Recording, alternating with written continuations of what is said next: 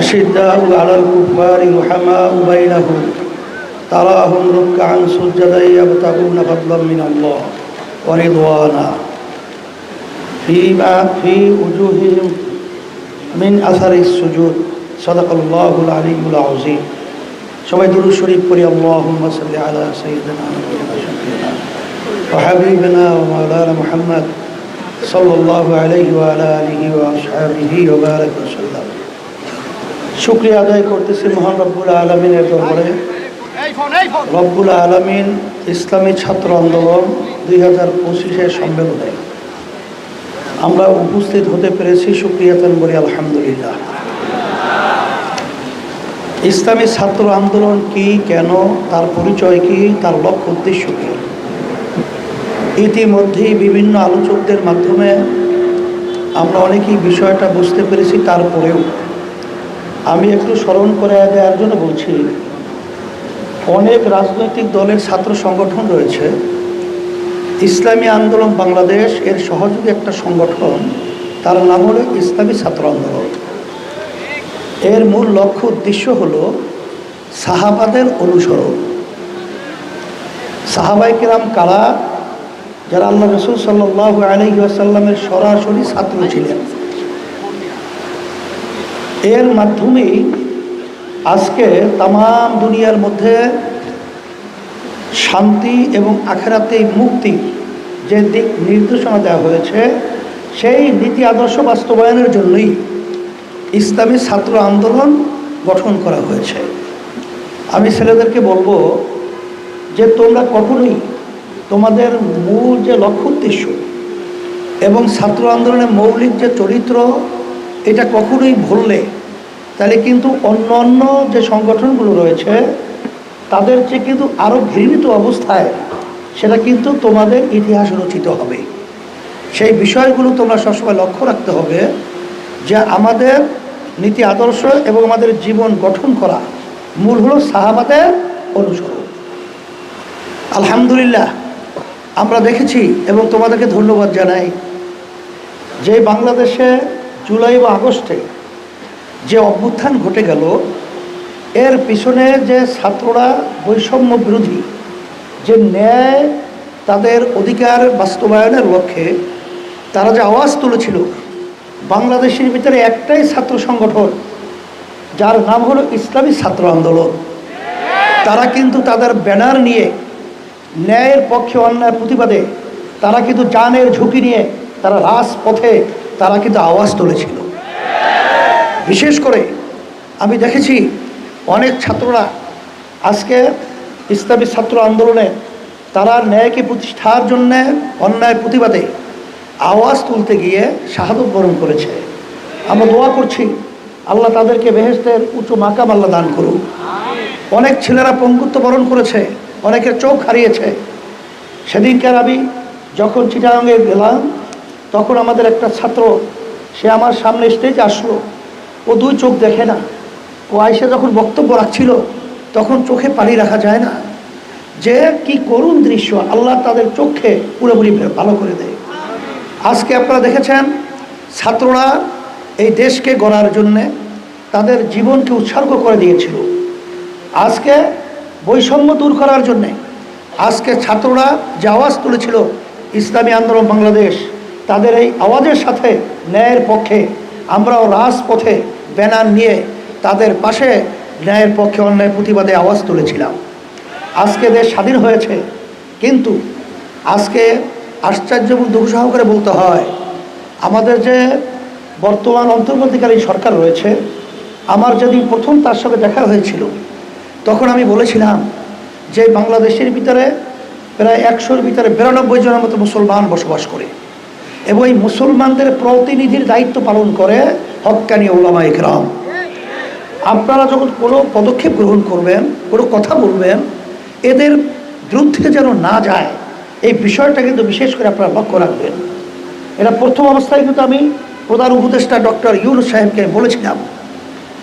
শুকরিয়া, তিনি আচরণগুলো আলহামদুলিল্লাহ অনেকটা ভালো, কিন্তু আজকে যে উপদেষ্টা তাদেরকে নিয়োগ দেওয়া হয়েছে তার ভিতরে কিছু উপদেষ্টা যেটা নাকি আমাদের দেশের জনগণের মনের এবং তাদের চিন্তার বিপরীতে একটু আগে যে বলেছিলেন আমাদের ফয়জুল করিম মুফতি সাহেব যে ফারুকী সাহেব, সেখানে বৈষম্য বিরোধী ছাত্র আন্দোলনে যারা নাকি জীবন দিয়েছে, রক্ত দিয়েছে এবং যারা নাকি প্রতিবাদ করেছিল, তারাও কিন্তু এই উপদেষ্টার বিরোধিতা করেছে। তার বিভিন্ন দিক থেকে সে আমাদের দেশের জন্য উপদেষ্টা হওয়ার যোগ্যতা তার কিন্তু নাই। সারা বাংলাদেশের রাজনৈতিক দল বলতে সবাই মুখ এর ব্যাপারে খুলেছে তার প্রতিবাদে, আমরাও খুলেছি। কিন্তু অন্তর্বর্তীকালীন সরকার এ ব্যাপারে তো কোনো পদক্ষেপ গ্রহণ করেন নাই। এটা কিন্তু আমরা আজকে আমাদের সম্মেলন থেকে এইটা আমরা এক কথায় বলবো, এটা আমরা ভালো নজরে দেখি নাই। আপনারা পরিবর্তন করবেন এবং যারা নাকি বিতর্কিত তাদেরকে উপদেষ্টা থেকে আপনারা সরিয়ে দেবেন, এটা আমাদের দাবি। সাথে সাথে আপনারা লক্ষ্য করেছেন আমাদের দেশ সুন্দর চলছিল, আমরা সবাই একত্রিত হয়ে সুন্দর দেশ গঠন করব, মানবতা এবং ন্যায় বিচার প্রতিষ্ঠা এবং এক কথায় দেশ সুন্দর করার যে প্রত্যয় নিয়ে আমরা যে সংগ্রাম আন্দোলন করেছি।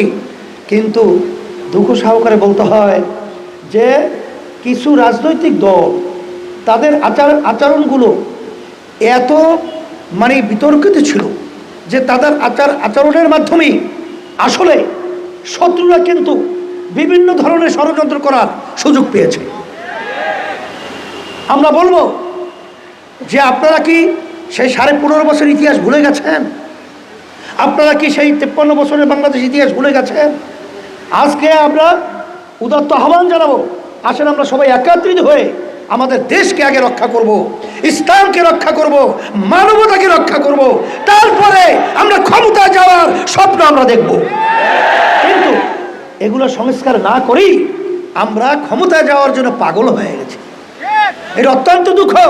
এই সুযোগে আজকে দেখছেন যে অন্তর্বর্তীকালীন সরকার অল্প সময়ের ব্যবধানে বসতে পারে নাই, চতুর্দিকে শত্রুর ছায়ালাভ, সেখানে তাদেরকে আবার অশান্তি তৈরি করার জন্যে বিভিন্ন পর্যায়ে আজকে ভারত এবং বিভিন্ন এই দেশ যারা ধ্বংস করার বিভিন্ন নীল নকশা তৈরি করেছে, তাদের ষড়যন্ত্র আজকে আমরা লক্ষ্য করেছি।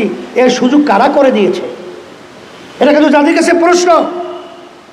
আজকে আপনারা দেখেছেন বাংলাদেশে হিন্দুরা এবং সংখ্যালঘুরা যে সুন্দরভাবে এবং স্বাধীনভাবে, এক কথায় আমরা অনেক সময় বলে থাকি মায়ের কোলে যেরকম সন্তান নিরাপদ থাকে, সেরকম আমাদের দেশের মধ্যে সংখ্যালঘুরা সর্বক্ষেত্রে নিরাপদ থাকার পরেও আজকে আমাদের পাশের রাষ্ট্রে ভারত, সেখানে বিভিন্ন সংবাদ মাধ্যম আমাদের দেশকে অশান্তি তৈরি করার জন্য বিভিন্ন মিথ্যা সংবাদের মাধ্যমে দেশকে বিভিন্ন ধ্বংস করার, বিভিন্ন ধরনের অশান্তি করার বিভিন্ন নীল নকশা তৈরি করেছে। আপনারা দেখেছেন এ ব্যাপারে আমাদের জাতীয় ঐক্য করতে হবে, জাতীয় ঐক্য গড়ে তুলতে হবে। আগে হুব্বুল ওয়াতানি মিনাল ঈমান, ঈমান দেশের আন্তরিকতা, মহব্বত এবং দেশের প্রতি আন্তরিকতা থাকে ঈমানের একটা অংশ। আমরা বলবো যারা আওয়ামী লীগ করছেন, শেখ হাসিনা এবং তার পরিবারের নেতৃত্বে, আমি বলবো যারা নাকি তাদের নেতৃত্বে এখন আওয়ামী লীগ করার স্বপ্ন দেখছেন, তারা দেশের শত্রু, তারা ইসলামের শত্রু, তারা মানবতার শত্রু। কারণ তারা ভারতের এজেন্ডাকে বাস্তবায়ন করেছে। শেখ প্রধানমন্ত্রী ফ্যাসিস্ট, তিনি বলেছিলেন ভারতকে যা দিয়েছি তা কখনোই তারা ভুলতে পারবে না। কিন্তু আপনি কি এনেছেন সেটা তো আমাদের বাংলাদেশের জনগণ শোনে নাই।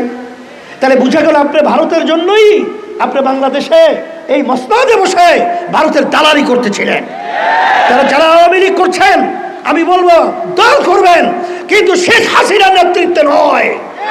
আওয়ামী লীগের শেখ মুজিবুর রহমানের সেই যারা বিতর্কিত তাদের নেতৃত্বে আওয়ামী লীগ বাংলার জমিনে চলতে পারে না, চলতে দেওয়া হবে না। সাথে সাথে আমরা নির্বাচনের ব্যাপারে বলেছি, 53 বছর স্বাধীনতার বয়স, আজকে দেশ যাদের যে নিয়মের মাধ্যমে নির্বাচন হয়েছে, এই নির্বাচনের মাধ্যমে ফ্যাসিস্ট তৈরি হয়েছে। এই জন্য ইসলামী আন্দোলন বাংলাদেশ সব রাজনৈতিক দল আমরা পিআর সিস্টেম নির্বাচন প্রবর্তনের জন্য আমরা দাবি তুলেছি। পিআর সিস্টেম আপনারা জানেন প্রায় 91টা দেশ তাম দুনিয়ার ভিতরে এই পদ্ধতি রয়েছে। আজকে পিআর সিস্টেমের মাধ্যমেই এই দেশে জাতীয় একটা সরকার গঠন হবে এবং এর মাধ্যমেই বাংলাদেশে আমরা সবাই একত্রিত হয়ে সুন্দর দেশ গড়ার একটা প্রক্রিয়া তৈরি হবে। আর এক শ্রেণীর তারা এককভাবে ক্ষমতায় যে আবার ফ্যাসিস্ট হবে, আমাদেরকে জুলুম করবে, আমাদের মাথায় নূর রেখে বড়ই খেয়ে টাকা বিদেশে পাঠিয়ে বেগম পাড়া তৈরি করবে, বাংলাদেশের জনগণ দেখতে চায় না, বাস্তবায়ন হতে দেবে না ইনশাআল্লাহ। আমি আমার আলোচনা শেষ করছি। আর আলহামদুলিল্লাহ আমাদের